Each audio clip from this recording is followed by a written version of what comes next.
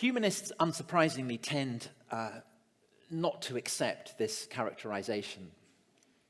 They prefer to see themselves as the heirs of traditions of intellectual inquiry that embrace the globe and reach back millennia.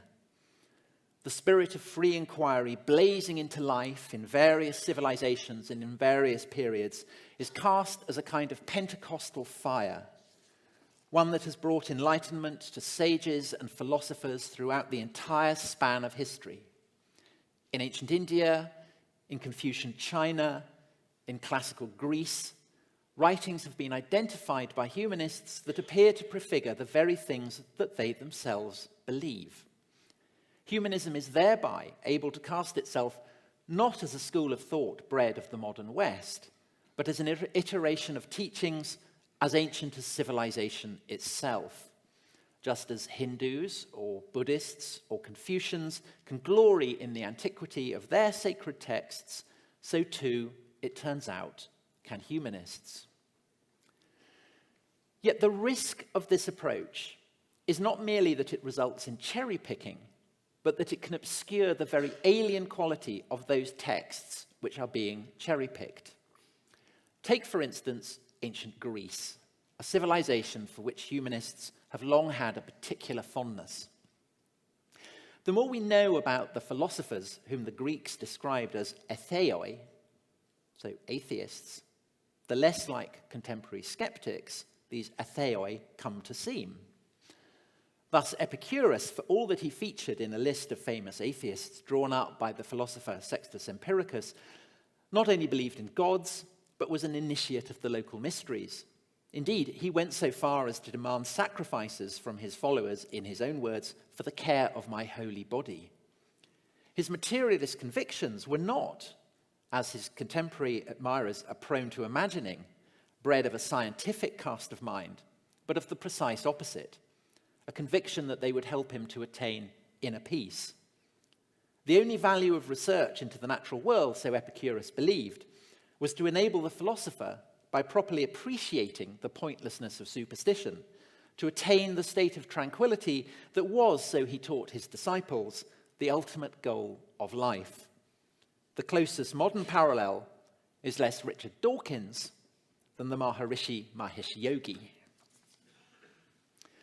To draw on a fittingly Darwinian analogy, ancient atheists and modern humanists resemble one another in the way pterosaurs resemble bats, as examples of similar features developing in unrelated species. As in the natural world, so in the dimension of human thought, convergent evolution has been a recurrent phenomenon. That isolated prefigurings of humanist beliefs are to be found scattered in ancient texts does not in itself demonstrate an evolutionary relationship between them. Humanism exists less as a tick list of principles than as an entire matrix of assumptions. Two in particular appear fundamental: that every man and woman possesses an inherent worth, and that superstition is the foe of human flourishing. The relationship between these two propositions was taken so for granted by the authors of the Amsterdam Declaration that nowhere did they bother to argue for it, a telling demonstration of just how unthinkingly they took it as read. That humans, no matter their sex, their place of origin, their class, are all of equal value, and that those who walk in darkness must be brought into light. Just how common in antiquity was the fusion of these two particular principles? Not common at all, I would say. Indeed, I would go so far as to say that it was actually pretty much a one-off. There is, I would guess, no single text that is more consistently the object of humanist contempt and mockery than the book of Genesis. The creation of the cosmos in 6 days, Adam and Eve in the Garden of Eden, Noah's flood. Here are stories that have long served freethinkers as prime exhibits in their contention that religion is merely a farrago of childish nonsense.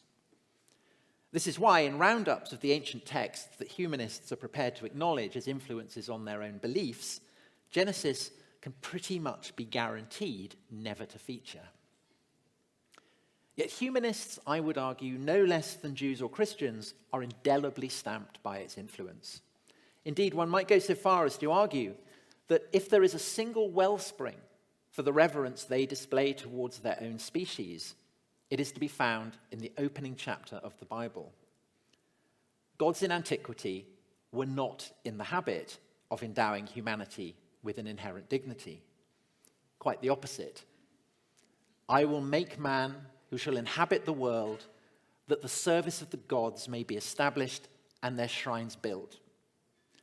So spoke the god Marduk, who, according to the Babylonians, had fashioned the heavens and the earth from the twin halves of a dragon's corpse, and who ruled as the king of the heavens. Rather than condemn his fellow deities to perpetual toil, Marduk had created humanity out of a sticky compound of dust and blood to serve them as their slaves. Here was an understanding of man's purpose, bleak and despairing, that it would have been very easy for the exiles brought to the banks of the Euphrates from sacked Jerusalem to accept. For it would certainly have corresponded to a sense of their puniness before the immensity of Babylon the Great. But the exiles from Judah did not accept it. Rather than fall to the worship of Marduk, they clung instead, like drowning men clutching after wreckage, to the conviction that it was their own God who had brought humanity into being. Man and woman, in the various stories told by the exiles, were endowed with a uniquely privileged status. They alone had been shaped in God's image. They alone had been granted mastery over every living creature. They alone, after 5 days of divine labor, which had seen heaven itself and earth and everything within heaven and earth brought into being, had been created on the 6th day. Humans were possessed of an especial dignity because they shared in the dignity of the one true God. The corollary of this was, of course, very clear, that the cult of Marduk ranked as the merest superstition. So too did the pantheons worshipped by other peoples, the Canaanites, the Egyptians, the Assyrians. Male gods and female gods, warrior gods and craftsman gods, storm gods and fertility gods, they were all of them, in the words of the prophet Isaiah, less than nothing. There were no spirits lurking in springs or in groves or on the tops of mountains that required mollification. The temples built by the Babylonians, so steepling that they seemed to reach the sky, merited neither awe nor admiration, but only scorn. Their statues were stock and stone. All who make idols are nothing, and the things they delight in do not profit. Their witnesses neither see nor know, that they may be put to shame. Who fashions a god or casts an image that is profitable for nothing? Behold, all his fellows shall be put to shame, and the craftsmen are but men.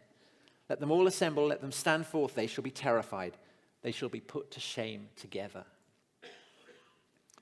The book of Genesis, the prophecies of Isaiah, these texts, anthologized alongside numerous others, and called by Christians the Bible, were fated to have an utterly saturating influence upon what the great Jewish scholar Daniel Boyarin has termed the most powerful of hegemonic cultural systems in the history of the world. In the Middle Ages, no civilization in Eurasia was as congruent with a single dominant set of beliefs as was the Latin West with Christianity. Elsewhere, whether in the lands of Islam, or in India, or in China, there were various understandings of the divine and numerous institutions which served to define them. But in Europe, in the lands that acknowledged the primacy of the Pope, there was only the odd community of Jews to disrupt the otherwise total monopoly of the church. Just as humanists do today, this church cast its values and ideals as universal, as Catholic. There was barely a rhythm of life that it did not define. From dawn to dusk, from midsummer to the depths of winter, from the hour of their birth to the very last drawing of their breath, the men and women of medieval Europe absorbed its assumptions into their bones. Even when, in the 16th century, Christendom began to fragment and new forms of Christianity to emerge, the convictions of Europeans that their faith was universal, Catholic, and destined to embrace the entire world remained. It inspired them in their exploration of continents undreamed of by their forefathers, in their conquest of those that they were able to seize and reconsecrate as a promised land, in their attempt to convert the inhabitants of those that they were not. Today, at a time of seismic geopolitical realignment, when our values are proving to be not nearly as universal as most of us in the West had assumed them to be, as has been evident in recent days in commentary on Qatar, the need to recognize just how culturally contingent they are and not to confuse them with human nature is perhaps more pressing than it has ever been. To live in a Western country is to live in a society that for centuries, and in some cases millennia, has been utterly transformed by Christian concepts and assumptions. And this, I think, is no less true for atheists than it is for believers. So profound has been the impact of Christianity on the development of Western civilization that it has come to be hidden from view. We are all of us, Catholics, Protestants, Catholic atheists, Protestant atheists, goldfish swimming in Christian waters. To identify the precursors of humanism with Indian philosophers or Confucian sages, while never once mentioning the heritage of Christianity, is akin to describing the forebears of birds as crocodiles or snakes, while never once thinking to mention dinosaurs.